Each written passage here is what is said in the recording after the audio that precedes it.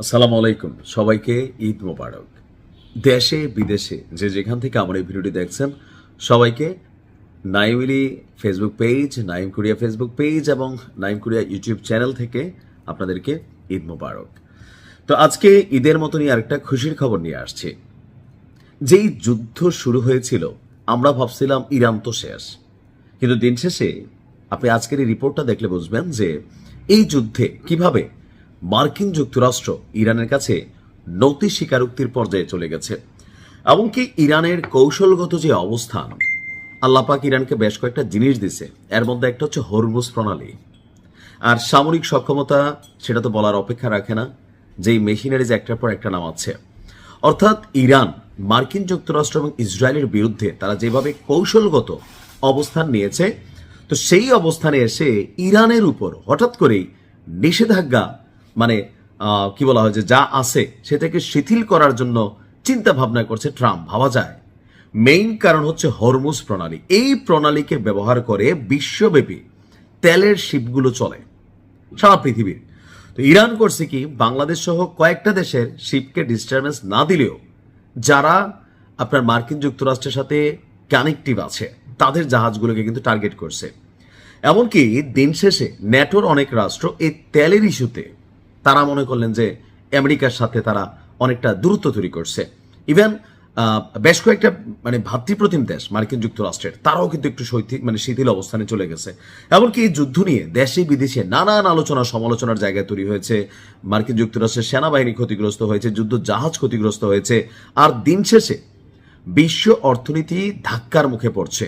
আর এটার পিছনে মেইন খেলোয়াড় হচ্ছে ইরান, আর ইরান তাদের জায়গায় শতভাগ সঠিক। হরমুজ প্রণালী ইস্যুতে এমনকি বিশ্ব অর্থনীতিকে বা মার্কিন অর্থনীতিকে ধ্বংসের হাত থেকে বাঁচাতে ইরানের কাছে নতি স্বীকার করতে যাচ্ছে যুক্তরাষ্ট্র।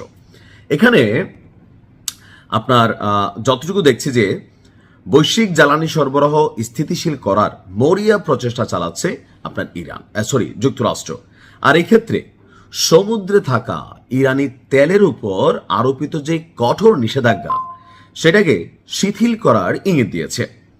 খোদ মার্কিন ট্রেজারি সেক্রেটারি স্কট বেইজেন্ট তিনি আপনার ফক্স বিজনেসকে দেওয়া এক সাক্ষাৎকারে আপনার এই তথ্য দিচ্ছে। তার বক্তব্য, যুক্তরাষ্ট্র তাদের সংরক্ষিত তেল মজুদ থেকেও বাজারে তেল ছাড়তে পারে। চলতি সপ্তাহের দিকে বলছিল যে ইরানি তেলবাহী ট্যাঙ্কারগুলো হরমুজ প্রণালী অতিক্রম করছে, যা বিশ্ববাজারে সরবরাহ ব্যবস্থায় সহায়তা করছে। এক্ষেত্রে ইরানের প্রতি যুক্তরাষ্ট্র একটি পজিটিভ অবস্থান নেবে। সম্প্রতি ইরানের সাউথ পার্স গ্যাস ক্ষেত্রে বড় ধরনের হামলা চালালেও ইরানও পাল্টা আঘাতে বিশ্বের বৃহত্তম তরলীগত প্রাকৃতিক গ্যাস কাতারের রাস লাফানকে ভাড়ায় আলছে। আমি নিউজটা করছি। তো এর পরপরই আপনার তেলের দাম বাড়তেছে, এলএনজির দাম বাড়তেছে, পাওয়া যাচ্ছে না। বাংলাদেশে দেখেন না, আপনার এই পাম্পগুলোতে তেল দিচ্ছে না। তো এই পরিস্থিতিতে টোটাল এই যুদ্ধের আজ ইউরোপ এবং যুক্তরাজ্যের, অস্ট্রেলিয়ার, মার্কিন যুক্তরাষ্ট্র সরকার বিশ্বব্যাপী তেল নিয়ে কিন্তু খেলতেছে। আর এই টোটাল জায়গাটা এখন আমেরিকার উপর চাপ তৈরি হয়েছে।